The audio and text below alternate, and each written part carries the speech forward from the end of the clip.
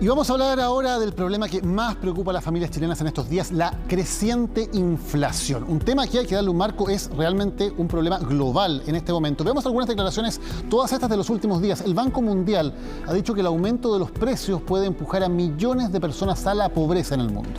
Claro, y no es el único organismo internacional que se ha referido al tema. Veamos qué es lo que dijo el Fondo Monetario Internacional, el FMI, que también advirtió que la América Latina sufre un shock inflacionario y que es un peligro claro y presente. Pero hay un efecto que es sobre todo preocupante y de eso advirtió la FAO, que es el área de la ONU dedicada a la alimentación. Y dice que les preocupa esta histórica alza de precios porque no se descarta que esto se pueda convertir en una crisis alimentaria.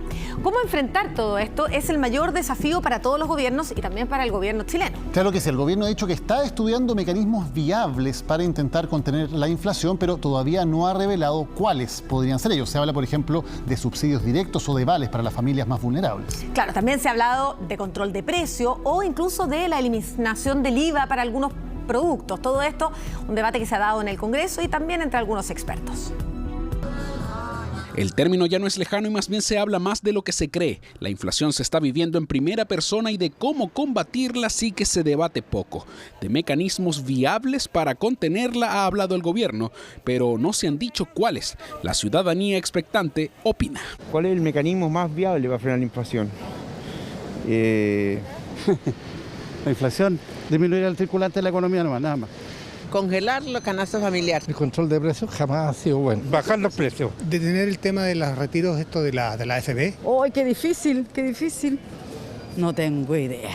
Sin duda el tema es tan complejo como el escenario en el que estamos. Desde el gobierno este miércoles dieron algunas luces. Han subido los precios de la canasta básica y por lo tanto estamos estudiando medidas en esa dirección. Aunque después la propia vocera de gobierno aclaró que no están pensando en fijar precios y ante la ausencia de esos supuestos mecanismos viables, que por ahora no tienen nombre, preguntamos a expertos cuáles podrían ser aquellos. No hay ningún mecanismo que pueda frenar la inflación.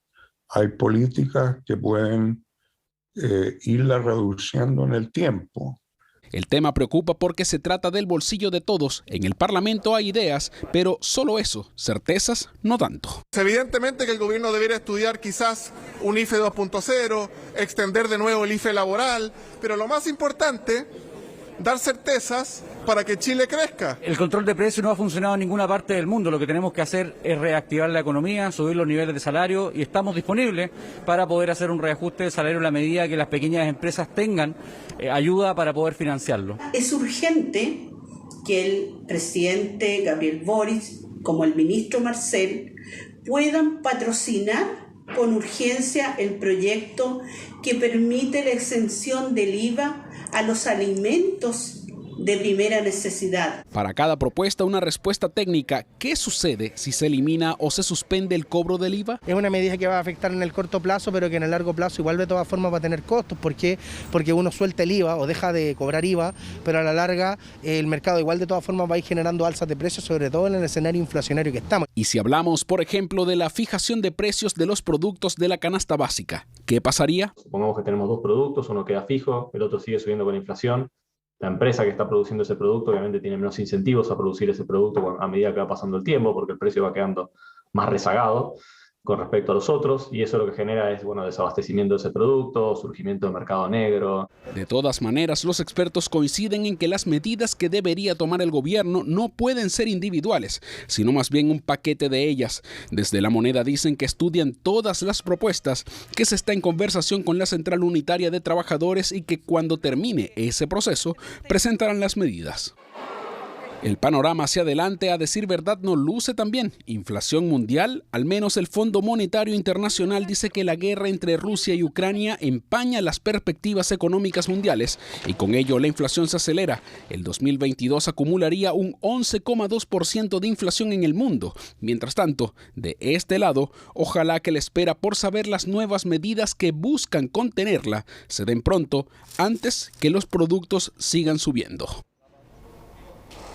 ¿Por qué es tan preocupante este aumento de la inflación a nivel mundial y también en nuestro país? Por los efectos que tiene directos en el presupuesto de millones de familias chilenas, y eso lo reflejan cifras que ha entregado el Ministerio de Desarrollo Social y que vamos a revisar a continuación.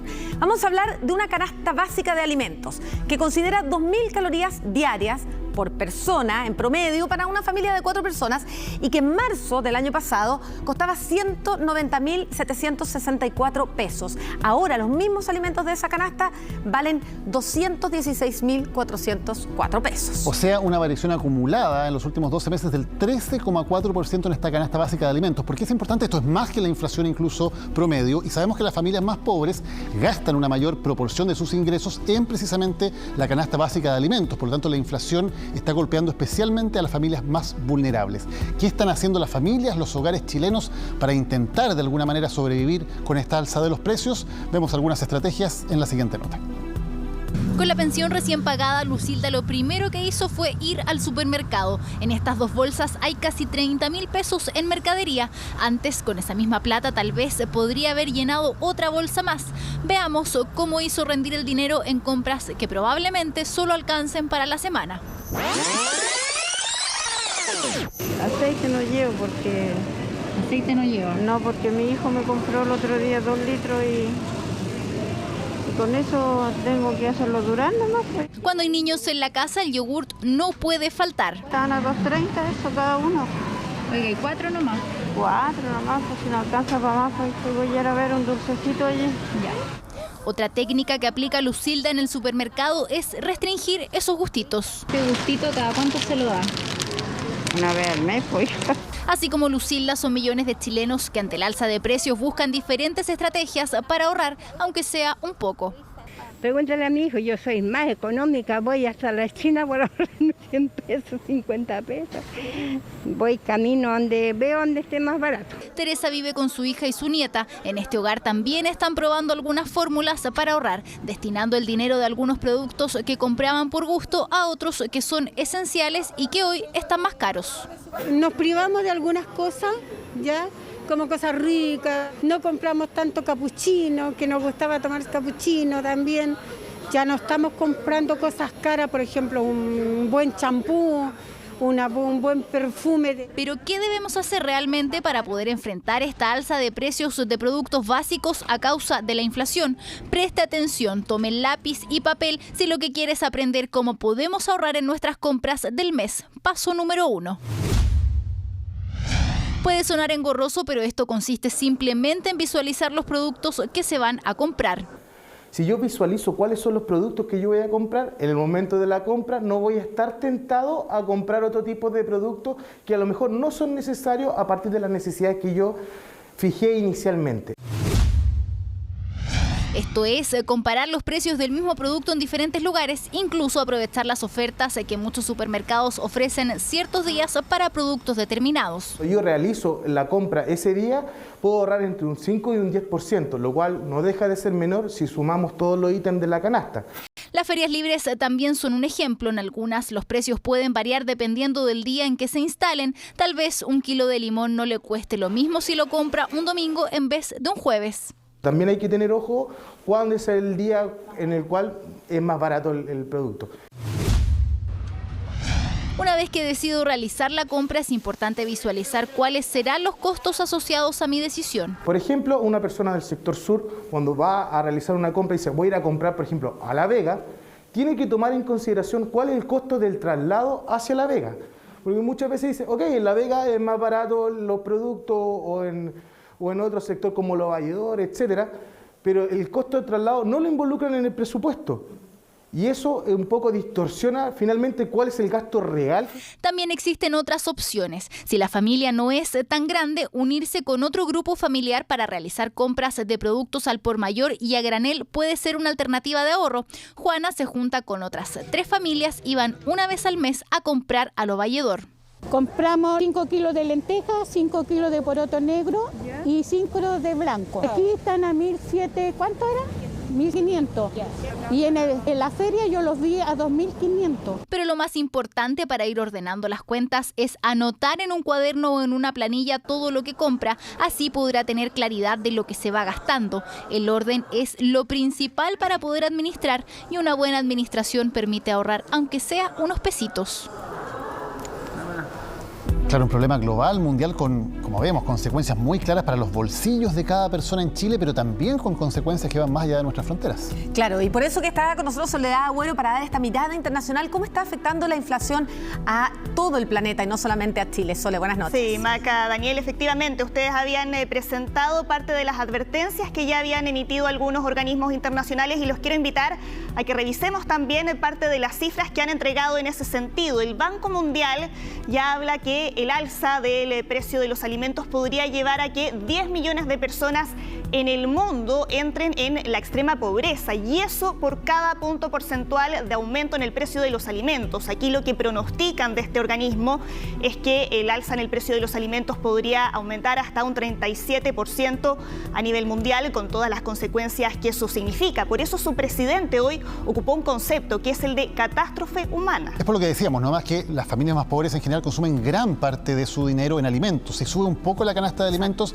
hay muchas familias que inmediatamente caen bajo el nivel de la extrema pobreza, y eso es lo que está ocurriendo a nivel mundial. Tal cual, y a eso se suma que esta crisis se combina con otra crisis que ya se arrastraba desde hace un par de años y que tiene que ver con el impacto que ha tenido la pandemia, que ya está entrando en su tercer año. Y eso tiene también otros efectos. ¿Qué es lo que dicen desde la FAO? Pasemos a revisar.